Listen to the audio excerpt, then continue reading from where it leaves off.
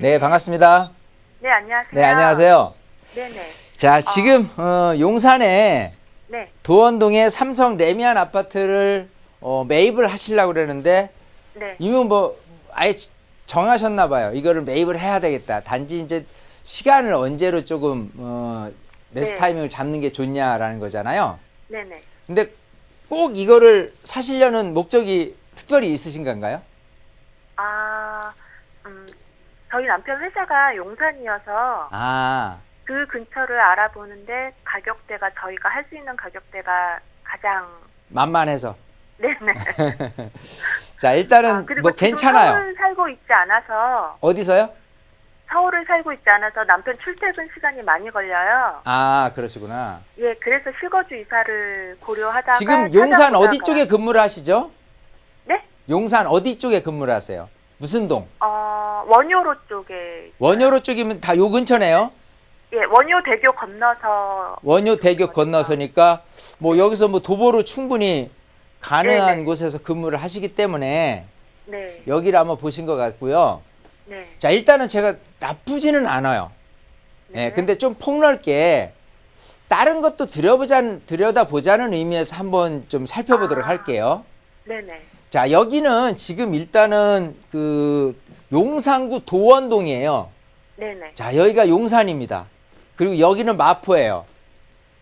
자, 이렇게 용산과 마포 일대에 그 네. 어떤 이쪽 지역에서의 그 아파트에 대한 선호도를 이렇게 좀 지켜보면 기본적으로 그 공덕역을 중심으로 이쪽 아파트에 대한 부분을 많이 이제 어디는 좀 더 선호하고 좀 가격이 네. 비싸고 그렇지 않고를 보는데 네. 일단 아파트 단지들이 많은 공덕역 위쪽에 자리 잡고 있는 요 지역이 일단 이쪽에서는 가장 일단 비싼 아파트도 있고 아파트 단지도 많고 그런 부분이고요. 네. 그다음 두 번째가 이쪽 용강동 차지하고 있는 여기도 마찬가지 신축 아파트들도 생겨났고 했기 때문에 이쪽이 첫 번째, 이쪽이 두 번째, 그리고 이쪽이 세 번째가 되고요. 공교롭게 이쪽에서 주거 선호도 상으로는 네 번째가 돼요. 물론 여기 같은 경우는 마포는 아니기 때문에 도원동이기 때문에 좀 그래도 뭐 마포 여기 일대에 그 도화동이라든지 요 정도 일대보다는 조금 더 나은 거는 맞는데 좀 폭넓게 봐서는 선호도가 전체적인 거로 봐서 이렇게 우선순위가 이렇게 높은 곳에 있지는 않구나. 왜냐하면 우리 이제 남편분께서의 그 직장이 이제 원효로라고는 하지만은 내가 가지고 있는 아파트가 나중에 전세금 또 매매금이 올라갈 때 많은 분들이 내 집을 사려 한다면 다 원효로에 계신 분들이 아닐 거 아니에요. 네. 그럼 이쪽 지역에서 중심 축은 뭐냐면 결국은 공동역이 될 수밖에 없어요. 그래서 가장 중요한 거는 공동역하고 얼마만큼 도보 거리로 해서 가깝느냐라는 부분이 이제 앞으로 가져가면서도 추후에 가격이 꾸준히 오를 수 있는 여지가 있느냐 없느냐를 따지는 거예요. 그러고 나서 교육을 본다든지 아니면 뭐 주거 인프라 다른 걸 본다든지 이렇게 보는 거거든요. 자, 그래서 좀 더 이 아파트에 대해서 시야를 넓혀서 좀 본다면 이쪽 공덕역 주변에 있는 아파트들이 있잖아요. 네. 예, 요런 아파트들을 조금 같이 들여다보면서 좀 더 가까이 있는 거를 보면서 가격 차이가 내 거보다 너무 많이 올라 있다라고 생각한다면 그냥 이거로 가시고 그냥 비슷한데 내 거보다는 조금 그 입주 연도가 조금 뭐 약간 뭐 빠르다고 손 치더라도 어쨌든 공동역하고 붙어 있는 뭐 삼성이라든지 삼차라든지 자 요런 거하고 비교해 봤을 때 큰 차이가 안 난다 그러면 이거보다는 이거를 갖고 있는 게 훨씬 더 유리할 수도 있다는 소리예요. 이해가 되시죠? 네. 예, 그렇게 해서 좀 더 한번 살펴보시고 그러고 나서 이렇게 하시는데 일단 도원 삼성 같은 경우는 저는 굉장히 좀 괜찮다라고 표현되는 게 뭐냐면 이게 지금 2001년도에 입주한 1500세대 아파트 단지잖아요. 네. 자, 이쪽 도화동 같은 경우에 있는 아파트가 조금 왜 아까 같은 그 지역 순위로는 좀 많이 밀려 있느냐 하면요. 이쪽 도화동에 있는 아파트는 희한하게 좀 이렇게 복도식으로 이렇게 구성이 돼 있기 때문에 좀 어떻게 보면 중서민층 위에서 이렇게 만들어진 그런 단지로 이렇게 여겨져요. 그렇기 때문에 조금 이렇게 고급스럽지 않은 쪽으로 이렇게 치부되어 있는데 그나마 도원 삼성 아파트들은 용산이기도 하고 또 요 근처에 있는 아파트 같은 경우도 굉장히 좀 가격이 좀 높아 있는 상태이기 때문에 이쪽에 치우쳐서 가격이 평가받기보다는 그래도 용산에 치우친 이런 아파트 가격 시세에 맞춰서 올라가는 성향이 있기 때문에 저는 나쁘지는 않다고 2차적으로 보는 거예요. 네. 자, 그러면 지금 보신 게 혹시 몇 평에 얼마 정도 되죠, 시세가? 24평 보고 있고요. 24평이 얼마죠? 5억 8천 정도 말하는 것 같아요. 24평인데 5억 8천. 전세는요? 전세는 모르겠어요. 전세는 몰라요. 네. 중요한 건 전세 금액이에요. 왜냐하면 이제 어떤 거는 지금 최근 몇 년간 지금 주택 가격이 올랐잖아요. 네. 예를 들어서 똑같이 이제 전세 비율만 생각한다면 이렇게 따져요. 10억짜리 아파트의 평균 전세 비율은 7억 5천입니다. 7억 5천인데 자, 이거보다 낮은 6억짜리 전세가 있고 또 어떤 거는 8억짜리 전세가 있을 거예요. 그죠? 네. 자, 그러면 이 8억짜리 전세 같은 경우는 전세 비율이 굉장히 높기 때문에 전세 수요자가 이왕이면은 좀 집을 사야 되겠다라고 마음이 바뀐다면은 충분히 이렇게 매입하려고 할 것이고 전세가 6억짜리다 싶으면은 재건축이 있거나 아니면 그 근처에 호재 때문에 가격이 전세금은 머물러 있는 상태에서 매매 호가만 뛴 아파트들이 있어요. 그래서 호가만 뛴 아파트들이라고 생각한다면은 매입을 할 필요는 없다라고 보이는 거예요. 그래서 지금 집을 선택을 하실 때 전세 비율을 꼭 체크를 하셔야 되고요. 그 전세 비율 아까 말씀드린 대로 말씀인가요? 네? 비율이 낮은 게 좋다는 말씀인가요? 비율이 높은 게 좋죠. 높은 게 좋다. 높은 게 좋죠. 그래야지만 지금 이제 5억 8천이다 라고 한다면은 최소한 한 4억 뭐 초중반 정도는 돼야지 되는데 뭐 4억 이하다 뭐 3억대다 이러면은 전세 비율이 굉장히 낮은 거잖아요. 네. 그러면 지금 호가만 뛰어 있는 거기 때문에 굳이 그거를 매입하는 거는 아니라고 보는 거예요. 4억은 이해가 넘는 되시죠? 걸로 알고 있거든요. 얼마요? 4억은 넘는 걸로 알고 4억 있어요. 넘는 거로 알고 있죠. 네. 그러면은 매수 시기가 언제가 좋을까요? 일단은 매수 시기는 중요한 게 지금 부동산 정책적으로 계속 이렇게 누르고 있잖아요. 네네. 누르고 있는 상태에서 더 지금 큰 기폭제가 될 거는 이제 금리 인상이에요. 네. 자, 금리 인상이 뭐 이번 달에 됐다 아니면 또 다음 달에 됐다라고 한다면 시장에게 변화가 생깁니다. 그러면 많은 분들이 집을 사려 하질 않을 거예요. 네. 자, 그렇게 된다면은 자연스럽게 올해를 넘겨서 1, 2, 3월 달을 봐야 돼요. 왜냐하면 이제 내년 4월 1일부터 조정 대상 구역에서 이제 다주택자들이 집을 내놓을 수밖에 없는 상황들이기 때문에 네. 금리는 인상돼서 전체적으로 집을 안 사는 분위기에서 집이 좀 더 내놓는 집이 많아진다라고 하면 내년 초 요 정도가 가장 맞는 시기거든요.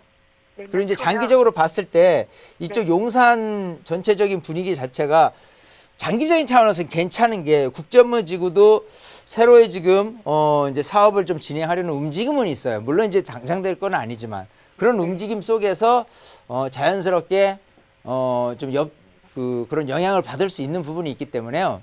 전 일단은 기본적으로 아까 말씀드린 대로 공동력주의를 한 번 더 살펴보시고 자, 여의치 않다라고 한다면은 이거를 매입했을 때 그 시기는 내년 1, 2, 3월로 잡는 게 가장 좋지 않을까 생각을 해요. 그때까지는 계속 모니터링을 하고 체크를 하셔야 돼요. 금매 혹시 나온 거 있어요? 금매 나온 거 있어요? 하면서. 이렇게 생각하시면 될 것 같거든요. 네. 네. 목소리가 왜 점점 작아지세요? 딱 정해놓고 지금 하시려고 그러시는 것 같은데 겁이 나시는 것 같아요. 왜냐하면 네, 좀. 워낙 지방에 계시다가 네, 이제 맞아요. 서울 쪽으로 오는데 이것도 사야 되는 게 맞나 싶기는 하는데요. 네, 맞아요. 용산은 기본적으로 죽지는 않아요. 기본적으로 용산이도 그렇고 또 마포도 마찬가지 주거 형태로서는 굉장히 지금 더욱더 각광을 받는 그 분위기고 아까 말씀드렸다시피 용산 혹창공원역을 근처로 한 이런 아파트 가격이 지금 굉장히 좀 높아 있는 상태이기 때문에 네, 이런 그러더라고요. 가격이 높아지면 네. 내게 왜 좋아지냐 하면은 지금 이렇게 그 양도세 중과를 한다. 또 이제 대출 규제를 한다라고 한다면은 특히 이제 대출 규제 같은 경우는 내가 융자를 끼야 되는데 융자를 못 끼는 분들이 많잖아요. 이쪽에서는 살고 싶은데 네. 그러면 비싼 집보다는 그거보다 못한 집, 만만한 집 여기에 사람들이 더 몰리게 돼 있기 때문에 특히 지금 자금 평형을 생각하고 계시고 그래서 이 아파트가 나쁘지는 않다고 저는 보거든요. 그래서 최소한 금액이 떨어질 염려는 없다라고 생각을 하기 때문에 매입을 하시되 한 1, 2, 3월 뭐 요 사이에 이렇게 매입하시는 거로 아예 정하세요. 1, 이해하시겠죠? 3월에 계약을 하는 거예요? 들어가는 거예요? 계약을 해야죠. 계약을요? 예, 지금 일단 금리 인상하는 시점을 잘 들여다보셔야 돼요. 아, 금리 인상이 되면 부동산 시장이 죽기 때문에 일단 거래가 상당 좀 이렇게 안 이루어질 겁니다. 네. 그래서 계약을 뭐 금매라는 1월, 게요. 2월. 예? 금매라는 게 호가보다 어느 정도 차이가 나는 게 금매인가요? 글쎄 뭐 여기는 그렇게 크게 지금 5억 8천이라고 했는데 네. 내려봐야 1,000, 2천 정도밖에 안 될 것 같아요. 아, 정말 그래요? 운이 좋아서 한다 그러면 5억 5천 정도에 살 거고 안 그러면 1,000, 2천 정도 조정되는 금액 선이 맞을 것 같습니다. 그럼 그 아까 이하로 말씀하신 빠질 것은 아니에요. 공덕 주변도 그 정도 금매인가요? 다시 좀 알아보셔야 돼요. 왜냐하면 좀 차이가 있는 게 어떤 거는 좀 더 노후된 게 있는데 네. 집을 직접 거주를 하실 거기 때문에 좀 노후됐는데 내가 살기에는 좀 구조도 노후도도 그렇고 좀 안 맞더라라고 생각한다면 그걸 포기하시고 그냥 이게 하는 게 나을 수도 있겠죠. 아, 네. 그러니까 그런 식으로 비교를 해보시라 이거 1차적으로는. 네. 예, 이렇게 마무리 짓겠습니다. 네, 감사합니다. 네. 네, 두 가지 조언을 좀 드렸습니다. 고민하셨던 매수 시기는 1월부터 3월 사이 그리고 그 전에 공덕역 주변의 아파트도 비슷한 시세로 한번 알아보셔라 라는 말씀 드렸으니까요. 또 알아보시고 궁금한 내용 생기시면 연락 주세요. 네, 함께해 주셔서 고맙습니다. 서울지역번호 02-2638-3910번 연락 주시면 누구나 가지고 계시는 부동산 고민 대표님과 함께 말씀 나눠보실 수 있고요. 바로 이어서 두 번째 시청자분 전화 연결하겠습니다. 여보세요? 여보세요? 네, 안녕하세요. 네, 안녕하세요. 네, 시청자님 어느 지역의 부동산 좀 함께 살펴볼까요? 네, 저는 지금 일산에 살고 있거든요. 네, 네, 일산 마두동에 현재 거주하고 있고, 네, 그 다음에, 대화동에 소형 평수가 하나 있거든요. 네. 네, 이 두 개를 합해서 팔고, 서울 쪽으로 나가는 게 좋은 건지, 네. 제가 이제 서울 쪽은 공덕동하고 용산하고, 네. 노량진이랑 대방동을 봤었거든요. 네. 예, 이런 지역이 괜찮은 건지 좀 말씀 좀 해주셨으면 좋겠는데요. 네. 우선 지금 일산에 거주하고 계시는데 마두동에 어디 거주하고 계시는지 여쭤봐도 오단지. 괜찮을까요? 마두동 5단지 아파트. 오단지. 예. 5단지 아파트. 그리고 대화동에 가지고 계셨던 소형 아파트도 여쭤봐도 괜찮을까요? 네, 예, 거기는 성도 3단지. 3단지. 예, 네, 아파트 이렇게 두 개를 보유하고 계시는데 이거 두 개를 좀 매도를 하고 서울에 좀 여러 군데를 보셨어요. 공덕이나 용산 아니면 노량진, 대방동까지 좀 보셨는데 이렇게 합쳐서 한 곳으로 좀 이사를 가도 괜찮을 건지 한번 향후 전망 살펴보도록 하겠습니다. 대표님과 인사부터 나눠보세요. 네, 안녕하세요. 네, 반갑습니다. 네, 반갑습니다. 안녕하세요. 자, 일산에 지금 거주를 하고 계시잖아요. 마두동에. 네, 자, 그리고 마두동에 집이 한 채가 있고 자, 그리고 대화동 쪽에 좀 작은 평형을 갖고 계신데 네, 요 둘 다를 매도를 하시고 서울 쪽으로 오는 게 어떠냐라고 한다면 네. 저는 일단 적극 찬성이에요. 아, 그래요? 기본적으로 왜냐하면 네. 아무래도 이제 집값이 올라가는 추이를 봤을 때 보면은 네, 아무리 이제 고향 또 일산이 살기 좋은 곳은 인정을 합니다만은 집값이 올라가는 비율은 항상 강남 비싼 데부터 먼저 뛰고 그게 너무 비싸다 싶으면 바로바로 이렇게 영향을 받는 게 이제 서울 아까 말씀하신 뭐 용산부터 해가지고 여러 좋은 지역을 노량진까지 해서 포함을 하고 있거든요. 네, 예, 그래서 둘 다를 놓고 봤을 때 그냥 매도를 하고 서울로 온다라고 한다면 일단 저는 찬성을 좀 드리고 싶고요. 왜냐하면 기대치는 있어요. 뭐 대화동 같은 경우도 킨텍스도 있고 또 이쪽 그 마두동 지역에 있는 아파트도 뭐 호수공원도 끼고 있고 여러 가지 거주하는 요건은 굉장히 좋은 거는 인정을 해요. 네, 하지만 아무래도 서울 가격, 서울에 대한 선호도 이런 거하고 비교해 봤을 때는 좀 답답하심이 있을 거란 말이에요. 앞으로도 계속해서. 네. 네, 그렇기 때문에 또 그렇고 또 이제 사실 지금 뭐 그 조정대상 구역이나 투기과열지구나 이렇게 해서 여기도 이제 조정대상으로 묶였다 손 치더라도 그렇게 많이 묶는다고 해서 뭐 나쁘다고 하는 것보다는 많이 묶는 게 그래도 더 좋은 거예요. 장기적으로 봤을 때는 그렇잖아요. 예, 그런 측에서 생각한다면은 사실 이런 상황에서 차라리 갈아타는 게 더 낫지 않나 생각을 하고요. 네. 자, 지금 이제 들여다보신 게 용산, 아까 첫 번째 시청자님도 용산에 살고 용산으로 지금 이사를 계획을 하고 계시고, 네. 지금 우리 시청자님은 또, 용산하고 더불어서, 용산 쪽이냐, 아니면은 이제 노량진 쪽이냐를 이제 들여다보시는데요. 일단 둘 다 괜찮긴 하는데, 네. 아까 대방이라든지 이쪽하고 비교해 봤을 때 아무래도 이제 주택 가격의 차이가 있겠죠. 네. 예, 그래서 일단 서울에 오신다고 해더라도요. 네. 이렇게 강남 쪽 집값이 비싼데 같이 이렇게 동반해서 비싸는 것보다는 그래도 저비용으로 들어갈 수 있는 게 훨씬 유리해요. 전 그렇게 보거든요. 그러니까 네. 지역은 좋은 데는 인정을 하겠는데 그 중에서도 너무 값비싼 아파트보다는요. 그거보다 네. 약간 못하지만 그래도 이런 중심권하고 멀지 않은 지역이기 때문에 사람들이 네. 날 거기를 벗어나지 못하는 그런 수요자들이 늘 채워주는 이런 부분들이 전세금, 매매금 상승이 훨씬 더 유리하게 올라가거든요. 네. 그러니까 그런 측면에서 보면은 저는 만약에 한번 장기적인 차원에서 생각을 해 본다면 네. 용산도 좋지만 저는 이제 노량진 쪽을 좀 생각을 해보고 싶어요. 지금 네. 집값 대비해서. 자, 왜냐하면 네. 기본적으로 여기는 이제 9호선 라인이잖아요. 네. 그리고 이제 아무래도 서울에서 가장 비싼 아파트가 늘 이쪽 반포에 등장하게 되거든요. 네. 자, 그래서 그 영향을 받는 게 이쪽 흑석동에 있는 새 아파트고요. 또 노량진도 마찬가지 이렇게 재개발돼서 새로운 아파트가 계속해서 탄생이 되면 네. 기본적으로 현재 노량진이 아니라 앞으로의 미래 노량진을 생각해 본다면 그래도 강남에서의 영향을 받을 수 있는 충분한 여건이고 이쪽에서 비싼 아파트, 새 아파트보다는 상대적으로 그렇지 않은 아파트들을 현재 들어가서 꾸준히 네. 전세금, 매매금 상승으로 이어질 수 있는 그런 여지를 들여다보는 게 훨씬 지금 사실은 일산 쪽에 있는 주택을 보유하고 살고 계시는 것보다 훨씬 더 유리하지 않을까 싶거든요. 네. 예, 그래서 그러면 네. 자금이 여유가 있다면 노량진하고 공덕동하고 봤을 네. 때 노량진하고 어느 쪽으로 어디하고요? 공덕동이요. 공덕동하고 예, 어느 쪽으로 가는 게 더 나아요? 둘 다 좋은데 어떻게 하죠? 근데 당장 생각하면요. 예, 솔직히 당장에 대한 집값이나 이런 수요층들이 많은 거는 공덕동이 유리해요. 네, 예, 왜냐하면 충분히 이쪽 지역도 굉장히 좀 업그레이드가 돼 있고 그 업그레이드 된 데에서 있어서 아까 말씀드리도록 공덕역을 중심으로 했는데 좀 오래됐다. 전 그게 더 유리하다고 생각하거든요.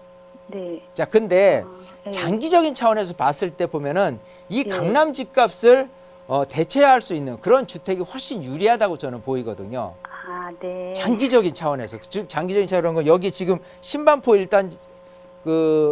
일단지 지금 아크로 리버파크 같은 경우가 가장 비싼 아파트예요. 대한민국에서. 예, 예. 자, 그러면 또 이제 구반포 일단지 생겨나면 또 더 비싼 아파트가 생겨날 거고 네, 그에 따라서 그 영향을 9호선 라인격에서 흑석이나 노량진이나 이쪽 부근에서 많이 받아먹을 수 있다라고 생각을 해요. 그런 여파를. 네. 그래서 장기적인 차원에서는 유리하고 당장 생각해 본다면 전세금 상승이 매매금 상승으로 이어지는 건 여기가 유리하고 그건 우리 시청자님의 판단에 맡기고 싶어요. 네, 실거주라면은. 네, 예. 그렇게 정리를 해보겠습니다. 네, 감사합니다. 네. 네, 우선 좋은 투자 방향을 정하신 것 같아요. 서울로 이사 오시는 것은 적극 찬성, 그리고 두 지역 모두 좀 기간의 차이는 있지만 좋은 지역이다라는 말씀 드렸으니까요. 본인의 성향에 맞는 투자 그리고 실거주하시면 좋을 것 같습니다. 함께해 주셔서 감사합니다. 감사합니다. 네. 자, 시청자 여러분들의 부동산 관련 고민 상담 도움 드리고 있고요. 방송 보시면서 나도 좀 참여하고 싶다 하신다면 서울지역번호 02-2638-3910번 언제나 활짝 열려 있으니까요. 편하게 연락 주시기 바랍니다. 계속해서 세 번째 시청자분 전화 연결해 볼게요. 여보세요? 네네, 여보세요? 네, 안녕하세요. 네네, 반갑습니다. 정주영입니다. 네, 반갑습니다. 자, 시청자님 어느 지역의 부동산 오늘 함께 좀 살펴볼까요?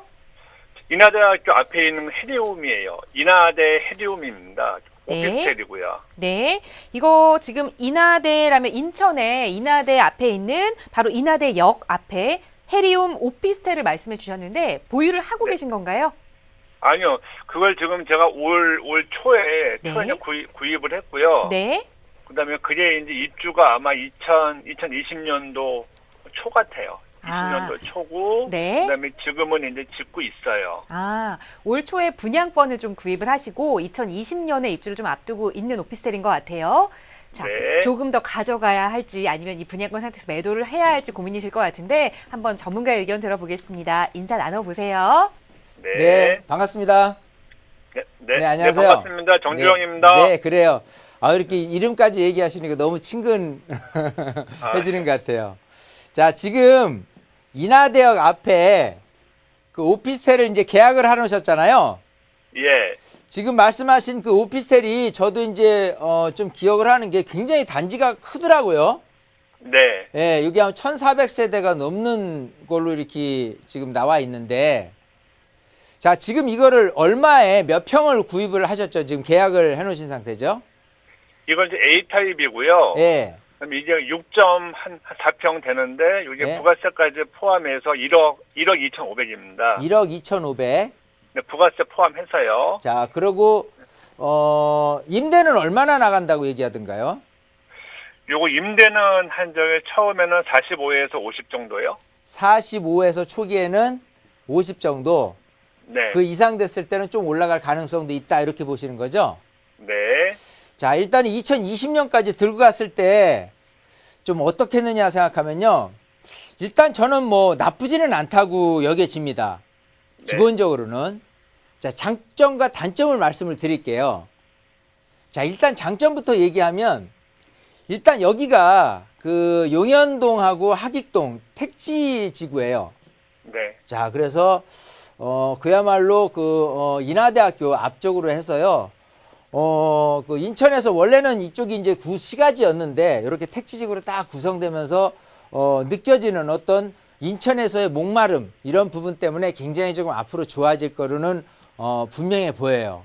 예, 그리고 또 이 아래쪽으로는 또 그 송도 지역도 있고, 어쨌든 이렇게 해서 인천항을 둘러싸고 있는 지역이 옛날 모습에서 탈바꿈해서 좀 더 좋은 지역으로 업그레이드 되기 때문에 지역적인 관점에서 굉장히 장점이 많다라고 보여요. 자, 하지만 자, 이게 좀 걱정이 좀 쓰는 거는 뭐냐면, 이쪽 근처가 과연 그 업무지구로서의 형태로서 많이 뜨느냐, 아니면 주거지역으로서 형태를 많이 띄느냐인데, 그게 얼추 예락한 그 3분의 1 업무지구, 3분의 2가 주거지역으로 이렇게 구성되어 있는 택지지구다 보니까 업무지구에 종사하는 분들에 의해서 이런 오피스텔이 채워졌을 때 이렇게 많은 그 부분들이 공세를 없이 정말 45만 원, 50만 원을 일시적으로 다 채워질 수 있느냐라는 부분이 사실 걱정이 되는 거예요.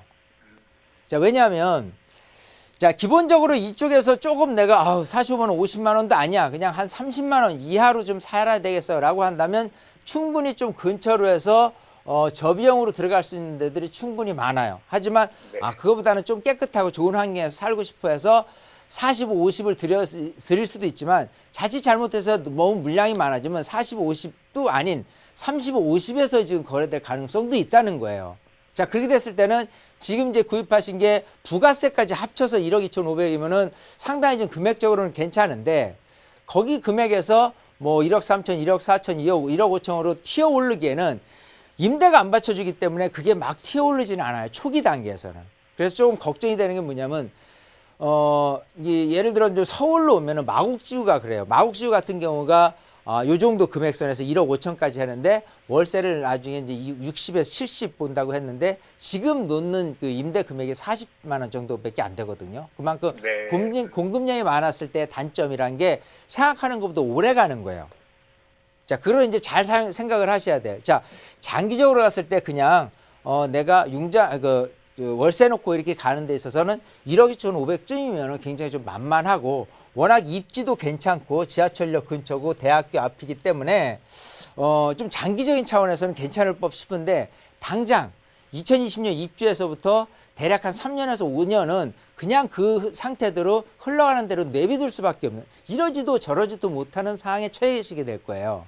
근데 그랬을 때 시간적인 백태를 통해서 내가 얻어가는 것이 너무 좀 장기적이다라고 생각했을 때는 좀 답답함이 있겠죠. 이제 그런 부분을 잘 생각하실 때 만약에 지금 처해진 상황에서 어떻게 하면 좋겠냐. 그러면 이거를 뭐 전매를 한다거나 뭐 그렇게 그냥 막바로 되팔아서 뭐 어차피 이익도 없는데 그렇게 하시기보다는요. 입주 단계 때는 최대치로 융자를 발생시켜서 내가 이제 들어가는 투자 금액을 최소화시키는 방법이 가장 좋아요. 아까 말씀드린 대로 약간 장기적인 차원을 봐야 되기 때문에. 그러고 나서 정상궤도 올랐을 때 뭐 월세가 50 이상으로 올라주면 더욱더 좋겠죠. 자, 그런 부분을 해서 일단은 가져가실 때 입주 때 융자를 많이 얻고 그다음에 월세를 놓는 방향으로 가시면 어떨까 싶거든요. 알겠습니다. 그러니까 장단점을 말씀을 드렸으니까 이건 어쩌면 시청자의 몫인데 일단 저는 나쁘지는 않기 때문에 매도하는 거는 별로 의미가 없고요. 그럼 가져가시는 네. 쪽으로 의견의 비중을 더 드리면서 말씀을 드리는 겁니다. 네, 이렇게 고맙습니다. 정리를 할게요. 네. 네, 시청자님 가져가시되 입주 시기에 자금 운용을 좀 더 융통성 있게 해야 한다라는 조언 주셨으니까요. 또 입주 시기 돼서 또 그 자금 운용과 관련된 고민 있으시다면 언제든지 저희에게 다시 연락 주세요.